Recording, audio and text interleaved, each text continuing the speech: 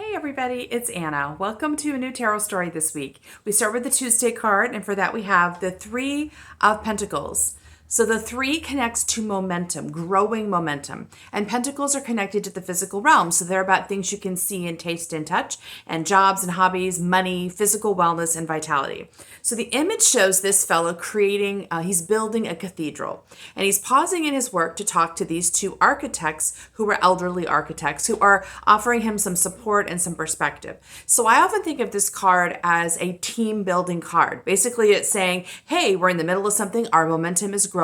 Part of the momentum that is growing is that we are now attracting support from others. So it's important to realize that we're not building a team to create something. You are in the middle of doing something, and other people are seeing it going, wow, that's really cool. Have you thought of this? What about this? Offering their support. So this card is really nice because it reminds especially people who are creative intuitives, which are usually the people who resonate with my work, that there is support available. Not only is there support available, it is necessary for us to recognize it and receive it, because so much of our work is self-oriented, which means you are the one that has to to surface your own purpose and your calling and how you're going to do things. That is true.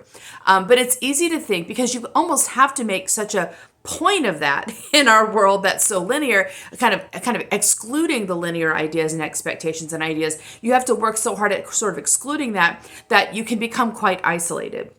And but you can't finish your manifestation if you're isolated. And actually, in the Pentacles trajectory, we see several spots where it's basically saying, hey, let in some support. So here, this suggests to me that we are in the middle of doing something. People are seeing it, they're excited about it, they're offering us some support and love. Going ahead and making sure we acknowledge that, recognize that. Also, the work will be changed by other people.